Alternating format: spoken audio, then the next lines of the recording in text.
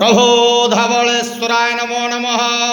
दीपं यदि परं ब्रह्म दीपं यदि जनार्दनः दीपाहरत मे पापो पूजा दीप नमस्तुते। प्रभो वंदे देव उमापति सुरगुरु वंदे जगत कारणं वंदे पन्नगभूषण मृगहरं वंदे पशूनां पतिः वंदे सूर्य सुसंग वर्णिनेन वंदे मुकुंद प्रियां वंदे भक्तजनं सेंच वर्धं वंदे शिवं शंकरं। महाप्रभु धवलेश्वराय नमो नमः। संसार सुखी रखंतु। आज शुभ रविवार रे समस्त श्रद्धालु भक्त मानंको आश्रीपद करंतु। मनस्कामना पूर्ण करंतु। कर्म क्षेत्र उन्नति करंतु। ग्रह रिष्टमान खंडन करंतु। जगतर मंगल करंतु। विश्वर कल्याण करंतु। आपणकर नाम विख्यात करंतु। सबकर डाक श्रवण करंतु।